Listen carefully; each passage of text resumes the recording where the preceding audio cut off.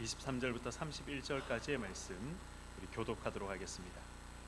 여러 날이 지남에 유대인들이 사울 죽이기를 공모하더니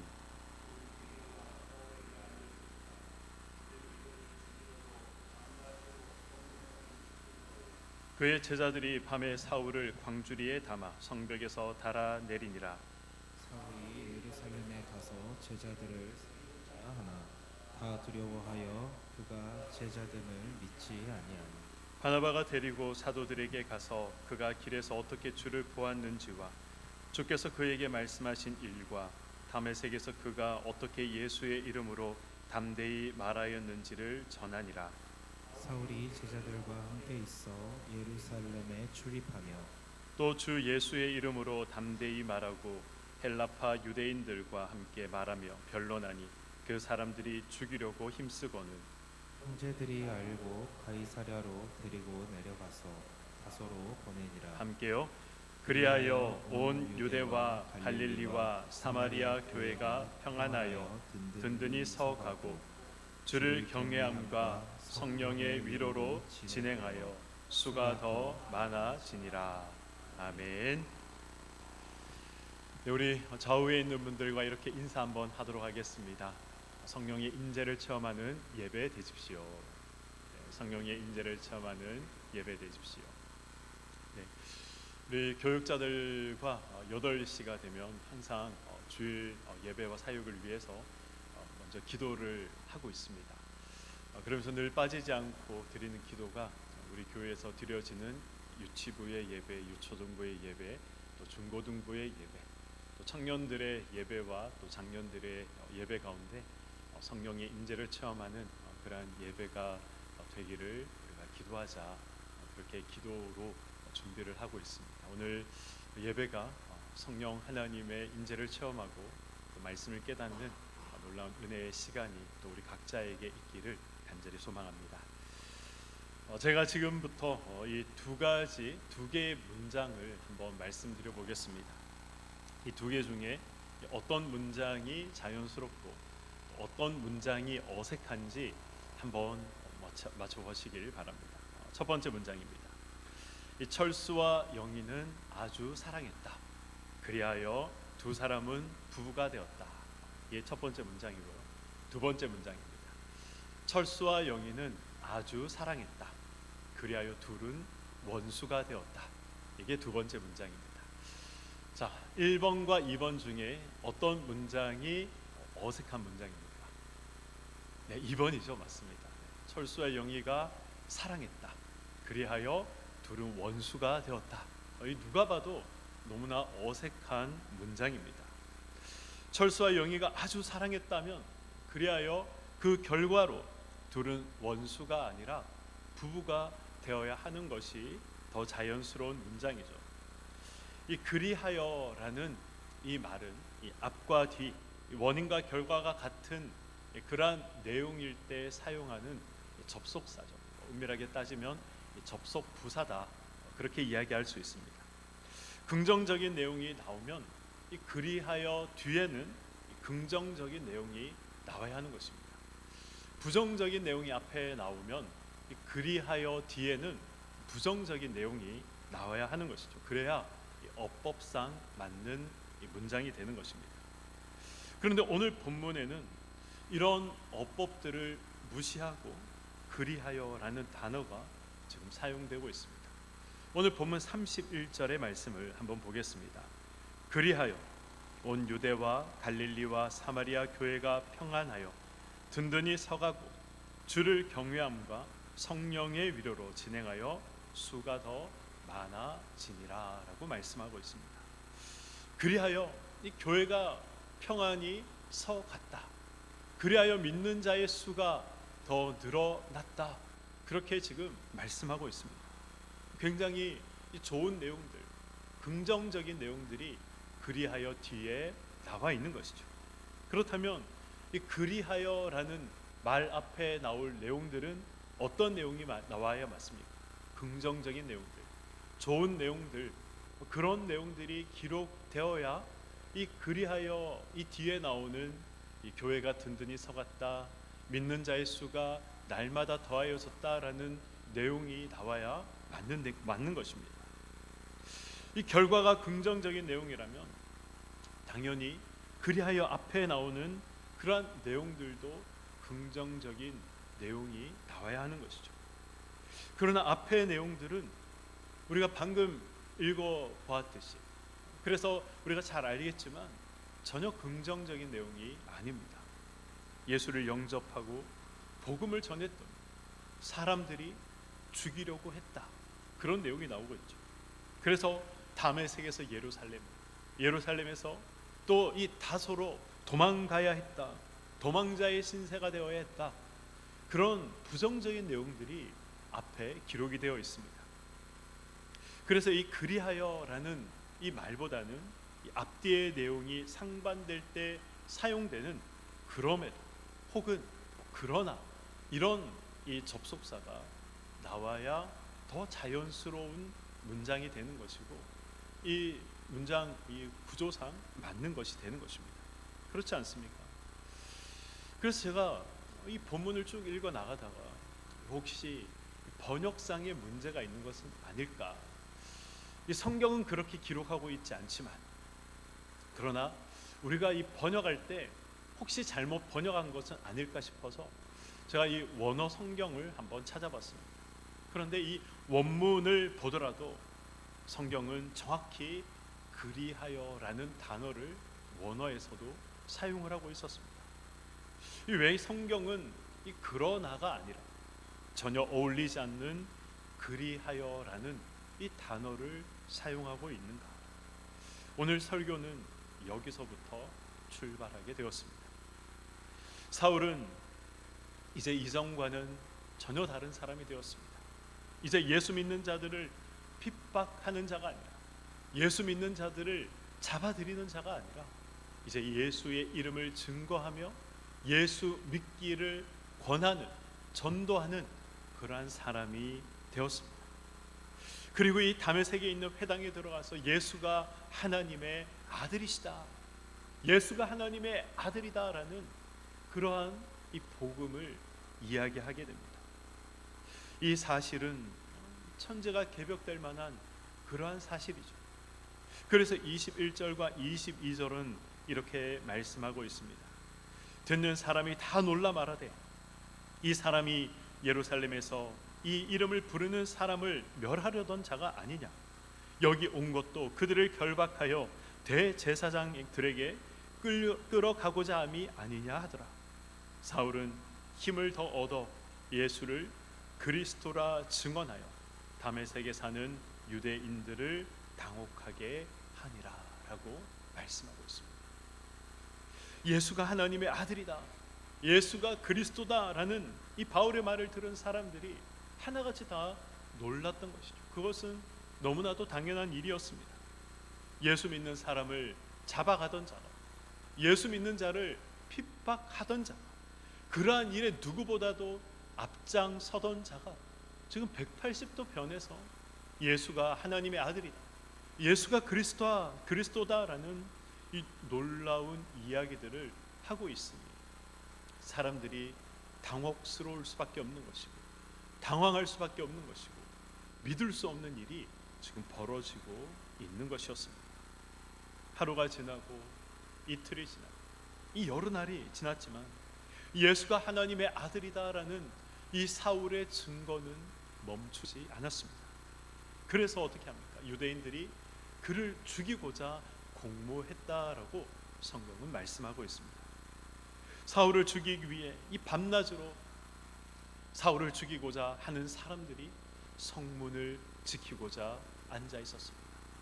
사울이 이 성문을 나가기만 하면 그를 잡아서 죽이겠다, 그런 마음을 가지고 있었던 것이죠. 그래서 사울은 어떻게 합니까? 밤중에 이 광주리를 타고 이 다메섹 성을 빠져나오게 됩니다. 이 야반 도주를 하게 된 것이죠. 그리고 그가 도망갔던 곳은 다른 곳이 아니라 바로 예루살렘이었습니다. 26절 말씀을 한번 보겠습니다. 사울이 예루살렘에 가서 제자들을 사귀고자 하나 다 두려워하여 그가 제자됨을 믿지 아니하니. 사울이 예수를 영접하고 얼마나 예수 그리스도의 그 제자들과 함께 만나고 싶었겠습니까? 그들과 얼마나 교제를 나누고 싶었겠습니까? 그래서 그 예루살렘에 갔더니, 그런데 이 제자들이 사울을 만나주지 않더라는 것입니다. 그들과 함께 신앙의 교제를 나누고 싶었고, 그들과 함께 예수 그리스도를 이야기하고 싶었고, 그들과 함께 예수 그리스도에 대해서 이야기하면서 알아가고 싶었습니다. 그러나 이 예루살렘에 있던 사도들은 사울이 너무나도 두려웠습니다. 사울이 예수의 제자가 되었다는 이 소식을 듣고 도저히 믿을 수가 없었던 것이죠. 어쩌면 이 자기들을 잡아 죽이고자 하는 그러한 함정일지도 모르겠다, 그렇게 생각했을지도 모를 일입니다. 아무도 사울이 예수의 제자가 되었다는 이 사실을 제자들은 믿지 않았습니다. 그래서 이 바나바라는 이 사람이 아니다, 사울은 정말 회심한 자이고 그는 이제 예수 믿는 자들을 핍박하는 자가 아니라 누구보다도 앞장서서 예수를 전하는 자다, 이러한 사실들을 이야기했습니다. 이 사울을 한마디로 이제 보증 섰던 것이죠. 사도행전 4장을 제가 설교하면서 이 바나바의 이름은 요셉이다라고 제가 말씀을 드렸습니다. 이 바나바라는 이러한 이름은 그의 이름이 아니라 사도들이 지어준 별명이다, 그렇게 말씀을 드렸죠. 의미가 무엇입니까? 위로의 아들이다라는 의미가 있습니다. 왜 바나바를 향해서 사도들이 위로의 아들이다라는 그러한 이 별명을 지어줬습니다. 그가 가지고 있던 것들, 그의 소유를 팔아서 그 예루살렘 교회의 필요를 채웠기 때문에, 정말 필요한 것들을 이 바나바를 통해서 하나님께서 채워주셨기 때문에 사도들이 볼 때에는 위로의 아들이다, 그렇게 이름할 만한, 별명 지을 만한 그러한 사람이었던 것이죠. 이 바나바의 보증으로 사울은 제자들과 함께 예루살렘 교회를 섬길 수 있었고, 제자들과 함께 믿음의 교제를 나눌 수 있었습니다. 그리고 그 예루살렘에서도 사울은 담대히 이 예수의 이름을 전하게 되었던 것이죠. 그래서 이번에는 그 예루살렘 성 안에 있던 유대인들이 이 사울을 죽이고자 공모했습니다. 그래서 사울은 자신의 고향이었던 다소로 다시 도망가게 되었던 것이죠. 우리가 흔히 하는 말 중에 사람은 변하지 않는다, 사람은 고쳐 쓰는 것이 아니다, 이렇게 우리가 종종 이야기할 때가 있습니다. 나이가 들수록 고집이 주관이 되고, 그리고 주관이 마치 진리가 되어서 이 자기의 생각과 고집을 조금도 꺾지 않게 되는 것이죠. 하나님의 말씀을 받는 것도 마찬가지입니다. 어린아이일수록 하나님의 말씀을 더 잘 받아들이고, 이 어린아이일수록 자신의 생각을 쉽게 고쳐먹습니다.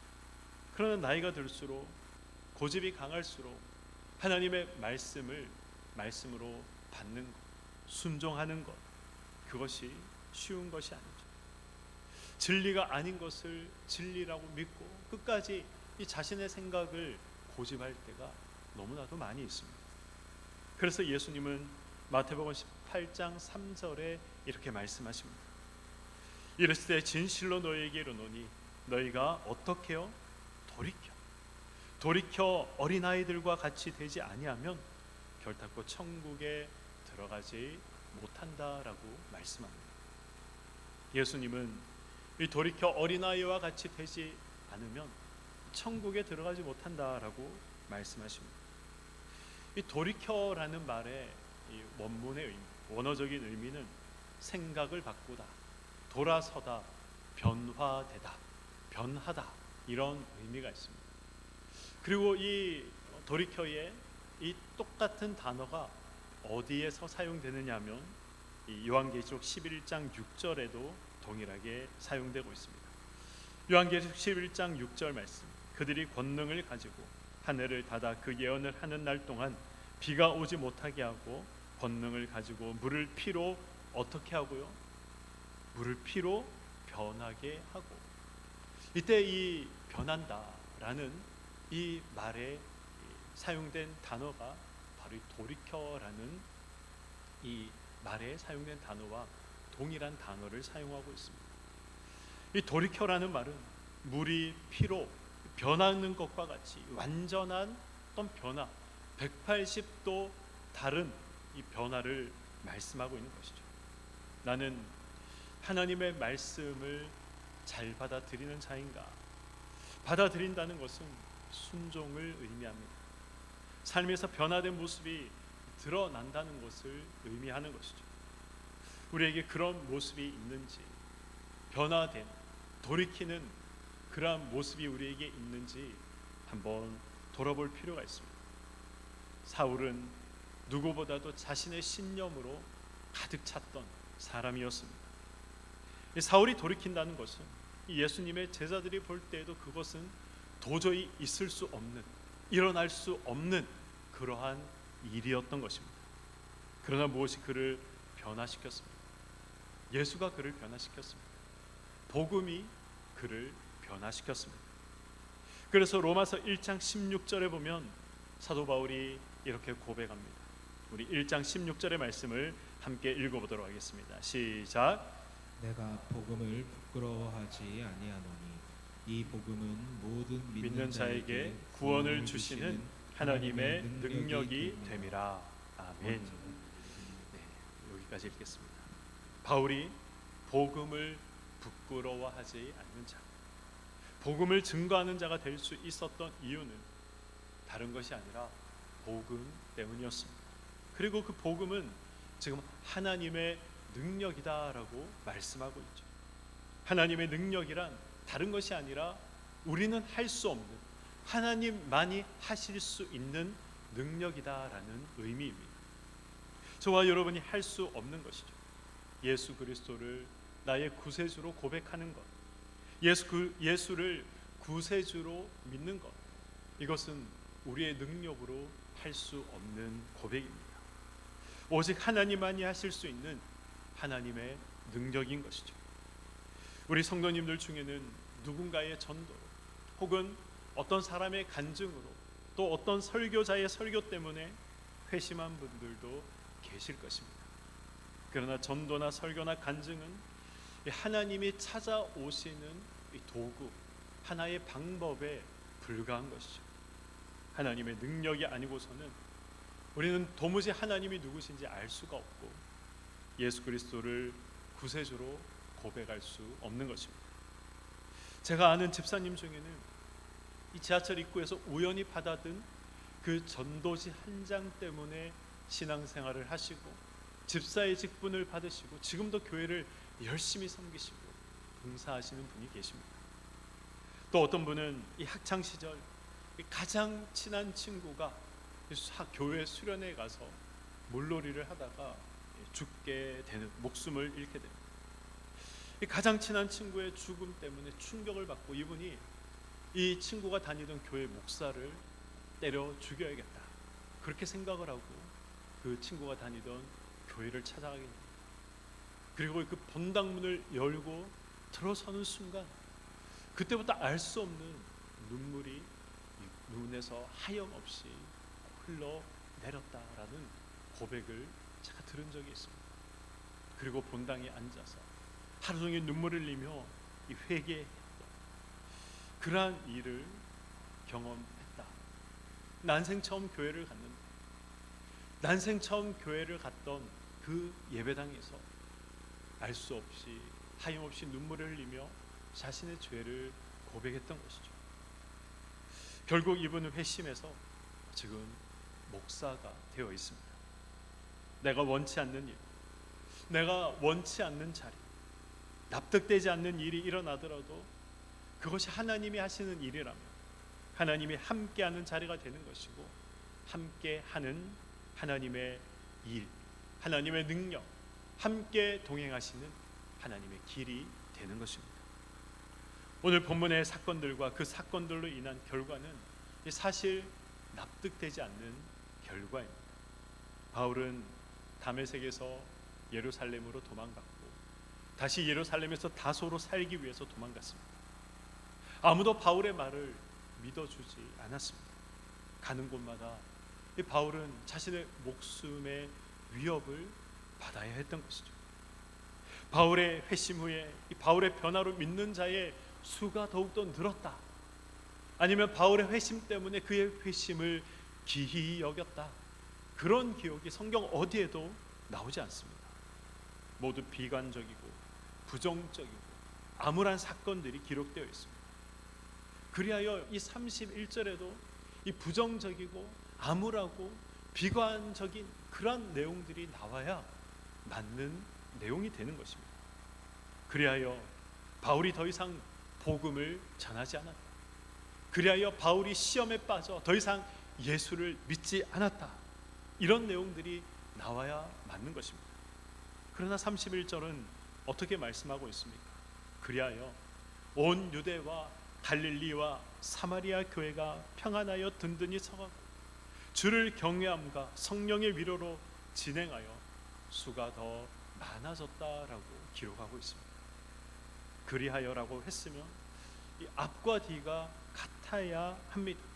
그는 실패하고 실패하고 실패하여서 그리하여 그는 망한 인생이 되었다, 이렇게 나와야 맞는 것이죠.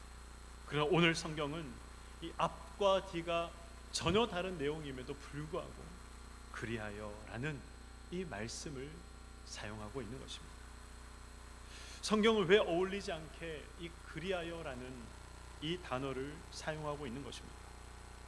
설교를 제가 준비하면서 이 말씀을 묵상하면서 아무리 묵상을 해도 제가 이유를 잘 모르겠더라고요. 여러 주석들을 살펴봐도 왜 여기에 그리하여라는 단어가 사용되었는지 명확하게 속 시원하게 설명하는 그런 주석이 없었습니다. 그래서 하나님, 이 성경은 하나님께서 기록한 것이고 주의 영에 감동하여 기록되었기 때문에 한 단어도 이 그냥 기록된 것이 아니라 하나님이 기록하신 것인데 왜 여기에 그리하여라는 단어를 넣어 두신 것입니까? 그렇게 묻고 기도하였습니다. 그런데 이 복음이 하나님의 능력이라면, 하나님만이 하실 수 있는 일이라면 이 내용은 인간적인 시각으로 바라봐야 될 내용이 아니라 하나님의 시선으로 바라봐야 하는 내용이다라는 그런 마음을 주셨습니다. 구원의 주체가 누구입니까? 누가 우리를 예수 그리스도 믿게 하셨습니까? 하나님께서 하신 것이죠. 구원의 주체는 내가 아니라 하나님이십니다. 우리가 보기에는 실패하고 좌절하고 낙심해야 할 일들이 일어나 그리하여 망했다라는 이러한 말이 나와야 어울릴 듯합니다. 그러나 이 모든 일들이 실패가 없는 하나님께서 하신 일이랍니다. 우리 눈에 부정적인 일들, 우리 눈에 실패와 좌절의 일이라 하더라도 그것은 실패와 좌절이 아니라 부정적인 일이 아니라는 것입니다. 왜 그렇습니까? 우리가 믿는 하나님은 실수가 없는 분이시기 때문에 그렇습니다. 실패가 없는 분이시기 때문에 그렇습니다. 하나님은 모든 것을 합력하여 선을 이루시는 분이기 때문에 그런 것입니다. 이 사실을 알지 못하면 왜 여기에 그리하여라는 말이 왜 여기에 사용되었는지 우리는 도무지 이해할 수 없습니다. 그리하여 앞에 사건들이 우리 눈에 어떻게 보여지는가 상관없이 하나님이 하신 일이라면 선한 일, 긍정적인 것들이 되는 것이죠. 그리하여 마땅히 선하고 긍정적인 이 결과와 내용들로 이어지는 것이 마땅한 것입니다. 얼마나 다행스러운 일입니까? 하나님이 친히 일하시는 것입니다. 사랑하는 우리 교회 성도 여러분, 복음은 하나님의 능력입니다. 하나님의 일하심 때문에 저도 이 자리에 있을 수 있는 것이고 여러분들도 이 자리에 앉아서 예배 드릴 수 있는 것입니다. 우리는 이제 하나님 손에 붙잡힌 인생들입니다. 마태복음 28장 20절은 이렇게 말씀하고 있습니다. 내가 너희에게 분부한 모든 것을 가르쳐 지키게 하라. 그리고 어떻게 하시겠다고 합니까? 볼지어다 내가 세상 끝날까지 너희와 항상 함께 있으리라 말씀하고 계십니다. 하나님이 함께 하신다는 것은 저와 여러분의 삶을 통해 하나님께서 일하신다는 것입니다. 지금 실패하고 지금 낙심하고 지금 아무것도 보이지 않다 하더라도, 그래서 이 현실과 상황을 도피하고 싶은, 도망가고 싶은 그러한 상황이라 하더라도, 그리하여 하나님이 모든 것을 선으로 만들어 가시는 것입니다. 자신의 모습이 마음에 들지 않을 때가 있습니다. 그러나 그때에도 하나님이 우리와 함께 하십니다. 실패할 때가 있습니다. 그러나 그 일로 하나님은 일하십니다. 그러니 우리가 무엇을 걱정하겠습니까? 하나님의 능력이 함께하고 있습니다. 그리하여 우리의 삶 속에서 일어나는 이 모든 일들은 하나님이 선으로 만들어 가시는 일이 될 수밖에 없는 것입니다. 이 사실을 기억하시고 그리하여 하나님을 신뢰하며 나아가는, 그리하여의 하나님을 우리가 믿고 의지하며 나아가는 저와 여러분의 삶이 되시기를 주님의 이름으로 간절히 축원드립니다. 아멘.